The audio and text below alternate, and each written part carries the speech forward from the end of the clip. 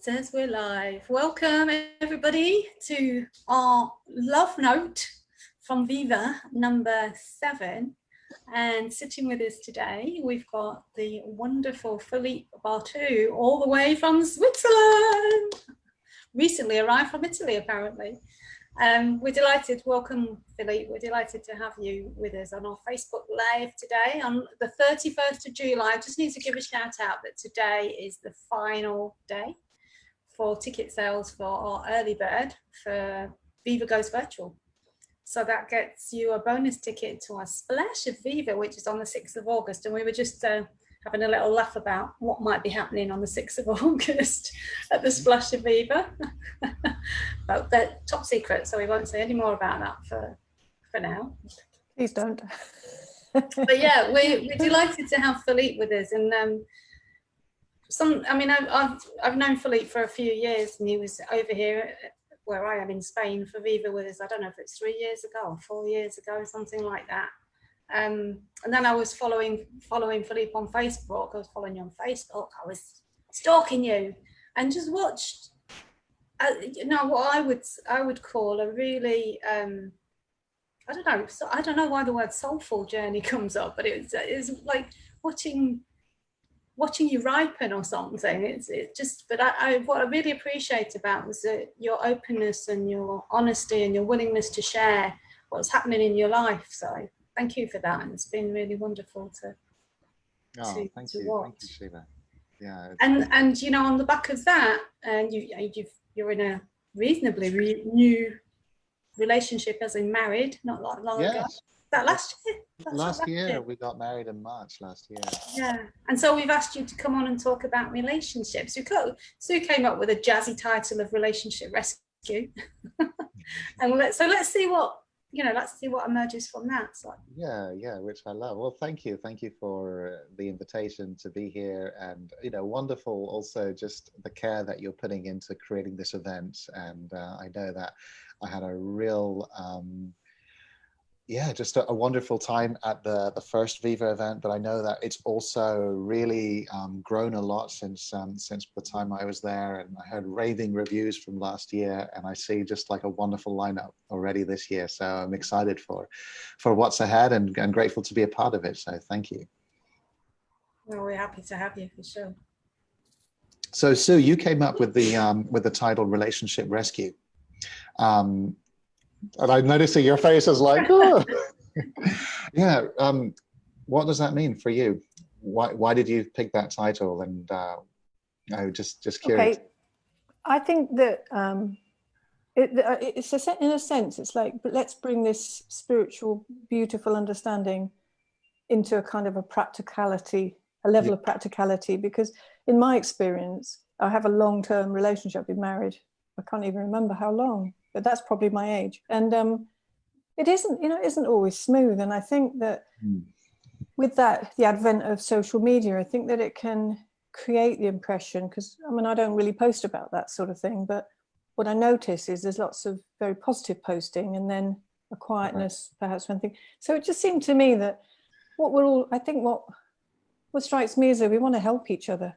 Yeah. And if somebody's seen something in a particular area, and there's nothing nicer in a way than sharing what you've seen, and then sometimes it rings a bell for someone else. So that was probably the crux of it. It's not sort of terribly profound. Well, yeah, I think that's true. And definitely it's something around the usage of social media that I also try to be more just honest and truthful with what I share. And that's something that, sort of Sheila picked up on. And when I heard the term relationship rescue, what it meant for me was just like, oh, well, actually a lot of times I end up working with people who look like they need rescuing from their relationship, which really they just need rescuing from this feeling of imminent danger that they've created, that they believe comes from their relationship. So that's been interesting to see, but it's been really interesting to see that showing up in myself.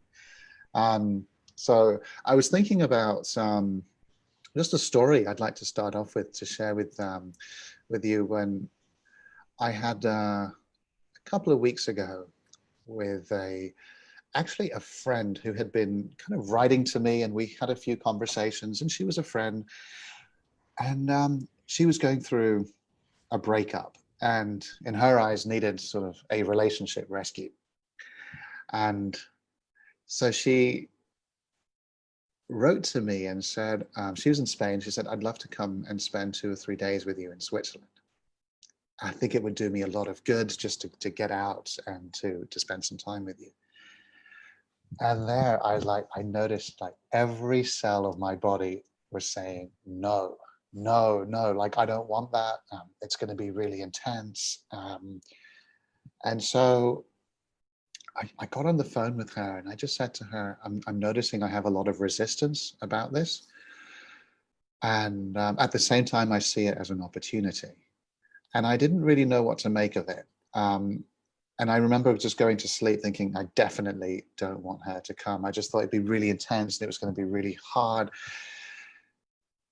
Next morning, I kind of wake up and seeing things a little bit more clearly. I'm having breakfast with my wife, Christina, and it occurs to me that actually I would love for her to come. I just would love for her to come as a paid intensive and not to come as a friend who I'm just kind of coaching through what she's going through. And then this is the point where things got really interesting, because I got curious with this feeling of resistance that I had. And I saw that in the curiosity I had with my own resistance, I got to see that I wasn't resisting her. I was just resisting the idea of feeling overwhelmed. And so I had just got on the phone and I just said, hey, you know, I'd love for you to come, but it would be for a paid intensive and just not a like friends hanging out, which is really kind of what she had asked for. And of course, there was some pushback there. And she says, so what are you saying? I need to pay to come and spend time with a friend in Switzerland. Is that what you're saying?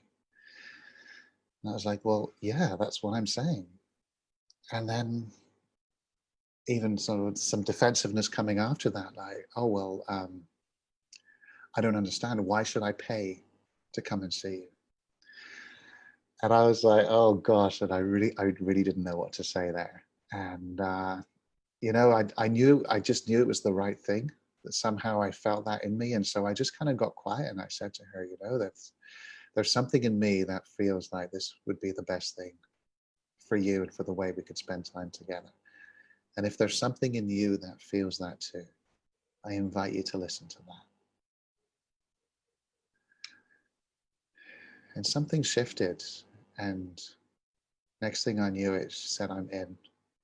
2 hours later, she booked her flight. That was Thursday. She came on Saturday and we spent 3 days together doing an intensive, which was like really a deep dive into sort of relationship patterns. And I'm sharing this because what I got to see from that was how much resistance I create in my own life when I have that feeling inside me of like literally every inch of my body saying no to something. So I just wanted to share that, because you see, in that moment, it looked like I needed rescuing. It needed, like there was an imminent danger of her coming and eating up my energy and spending that time with me.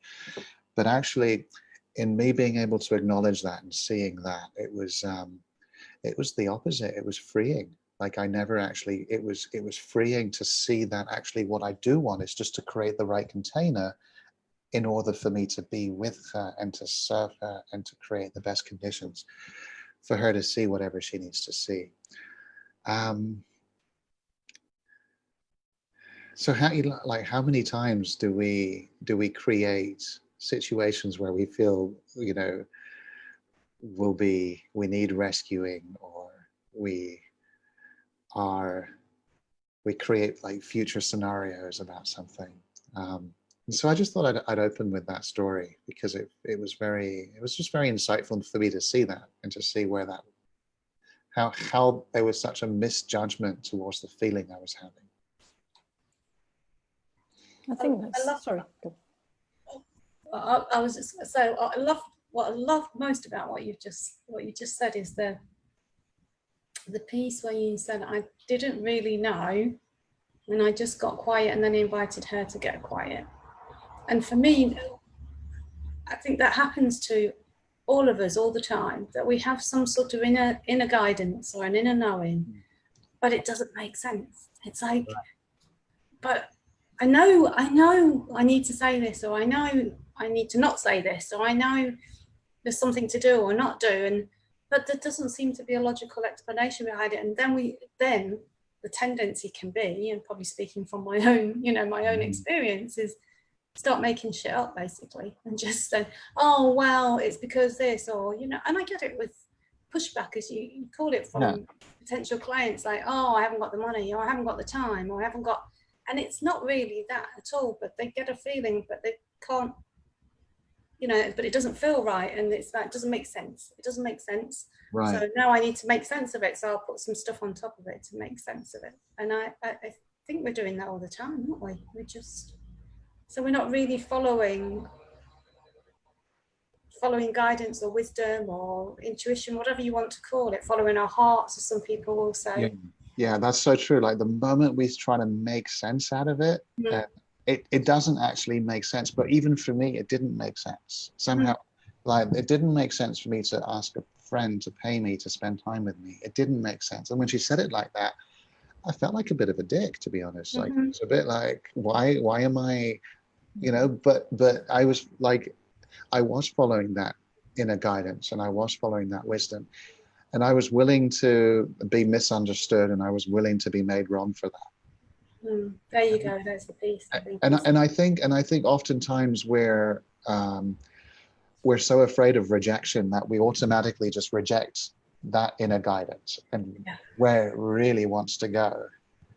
And that was really clear for me, and just really beautiful to witness.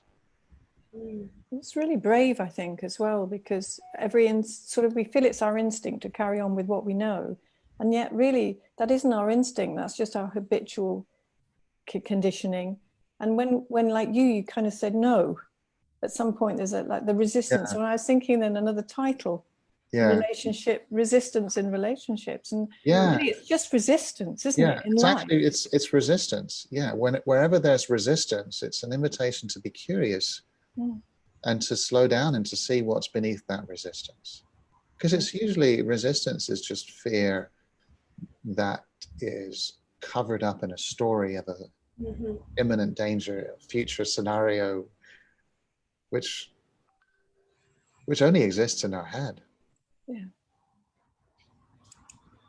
Relationships in themselves should be like falling off a log, really. They're just two or three people or whatever, friends, lovers, husband, wife, or whatever partnership, and it's like we just layer it and layer it and layer it, and then we explain it with the past, poke into the future, and bingo, we've got some problems. Move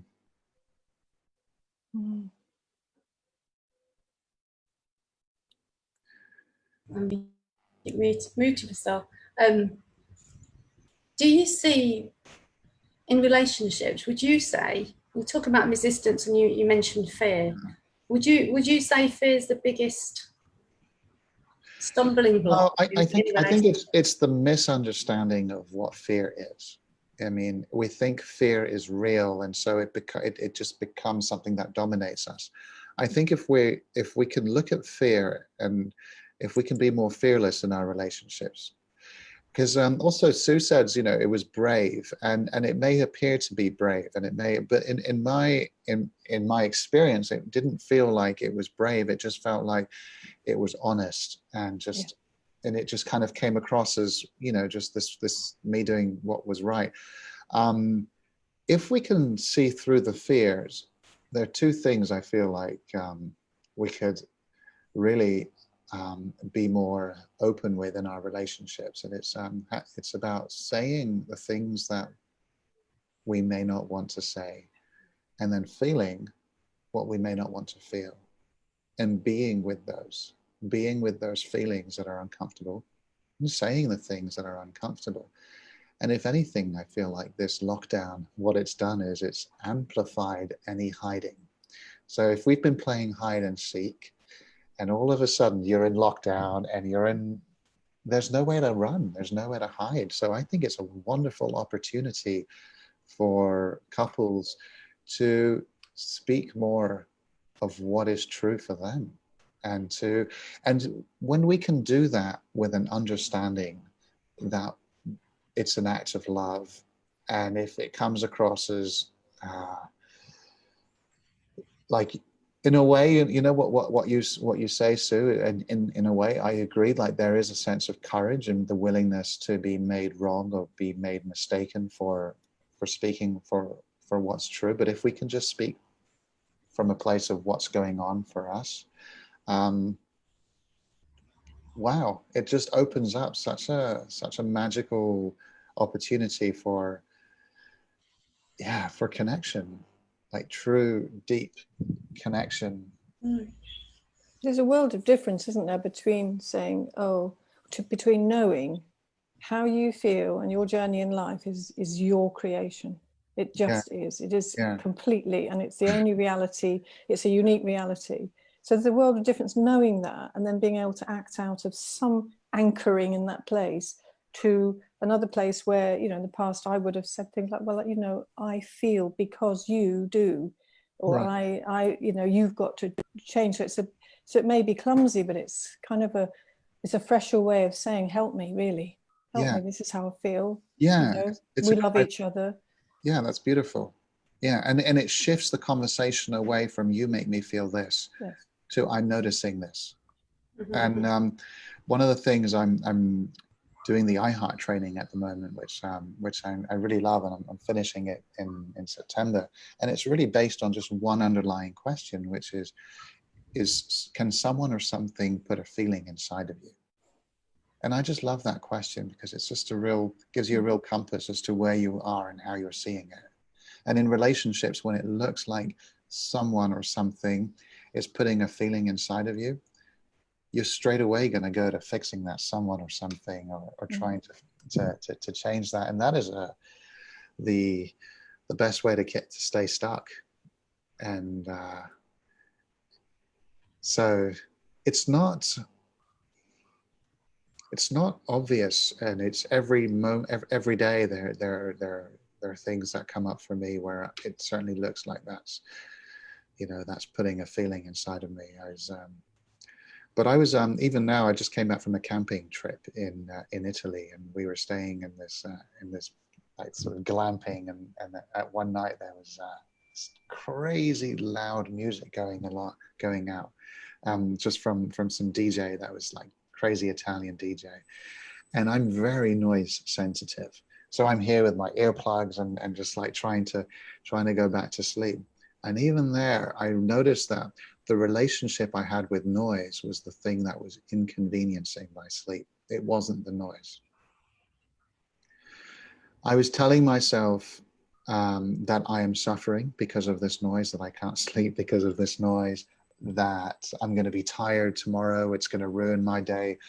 The story around what that noise meant was 100% causing my suffering. And it was, at some point, I just got to see that, and it was almost comical. And it wasn't that the noise was still there, and I was still bothered by it. But when the story fell away, there was like the resistance to sleep fell away, and I just somehow slept. And I remember when I was a baby, that's what I did. It was never a problem if there was noise. I would just sleep because I didn't have much thinking about or any meaning around that.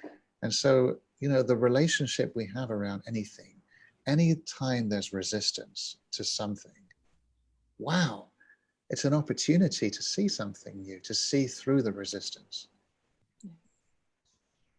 In a way, I think you're pointing to the sort of primary relationship, which is the one that we have with ourselves. And if we haven't got the key, well, not a key, but, you know, an understanding of how we kind of function, how the mind works, or how we function, is so precious.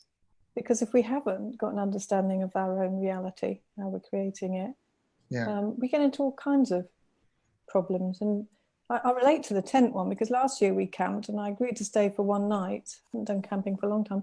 And the cows were just shouting all night. really, really loud. And I was making up stories. I bet they've had their calves taken away, and I was nearly in tears in my own misery sleeping bag. And I hate it, and this is why I don't want to camp. And like you, Yeah. but much later, probably in the very early hours, thinking, oh, so yes, it's happening. I didn't sleep as it happens, because I didn't wake up out of my particular story, but it's powerful to see, isn't it? Yeah, it is. What we're creating. Yeah, and even if you don't get to sleep, but just being able to be aware that it's a self-created story. Yeah. The power of that shifts you right out of, it shifts you into a world of possibility, a world of unattachment to how things need to be for me to be okay. Yeah. And in that space of okayness, there's a sense of just wonder. And it's like, wow. And I mean that in a really ordinary way. Just a really, just even now coming on this call with you both, it was just so lovely to just, it was so smoothing just to come right in. I had a lot of thinking about, oh, how do we need to set this up? And should we talk about structure? And it was wonderful for me to be able just to see that, and the relationship I could have with that, as in, oh, well, that's just me now creating a story for me to control, so I can be in control, because there my sense of security comes from controlling the situation. So I want to kind of point out to how this shows up in such ordinary everyday life. And being able to notice resistance, because any attempt to control is resisting of allowance of what is. Wow, I got to just enjoy a wonderful connected conversation with the both of you. And at some point the live button went on and we just went live, and that's, you know, when Sue talks about the path of least effort, like, that's you demonstrating that, the both of you. So I just wanted to acknowledge that. That's beautiful. Oh, it's lovely that you have your vision of it like that, because you have, of course that's my experience, but of course your experience of it. I mean, we don't always have that experience. Sometimes we do, sometimes we don't. But isn't it great to see that whatever version we're seeing in the moment can change at any second? I mean, that's the absolute beauty of how it works, right? That we know that any second it'll all look different. All look different. And that's the possibility you're pointing to. The absolute, you know. Thank you for reminding me of that at any second it can all look completely different. Absolutely. You know? Yeah. Well, I think do you feel like that's yeah, I feel like this is we're head for 20 minutes and see what happens, and we've gone over. I feel this is just a beautiful place to complete this conversation. Thank you so much for all the golden nuggets. There's been lots of richness in what you've shared today. Thank you. Yeah, love it. Lovely conversation. I think your story, but with the friend stroke client, absolute gold. Absolute gold. Yeah. And I would imagine there'll be a lot of reflection from people who've been listening in with us. Thanks for joining us, everybody, and people who are going to listen to this after the live, because I think that's a rare story that's told. I think it happened. Well, I don't know if it happens, but something so fresh about that. Yeah. And again, I applaud you for your honesty. Yes, that's the thing that's had me follow you, you know, over the years, is as you said, and I don't know that it comes as easily to everybody as it does to you, or maybe it's been a journey for you, and maybe that's something we can talk a bit more about another time.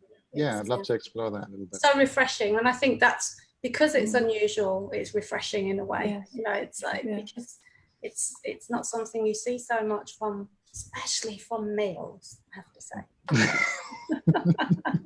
So it's even more refreshing. So thank you, Philippe. Thank you. Thank you for you. Looking forward to seeing you on the 6th. Yeah, we'll Splash see you of Viva. See you at Splash. Yes. Look forward. Who knows what's going to happen? Yes. And to all those people out there in Facebook land, we'll see you too, we hope. Yes. Bye for now. Have a lovely day. Bye. Bye.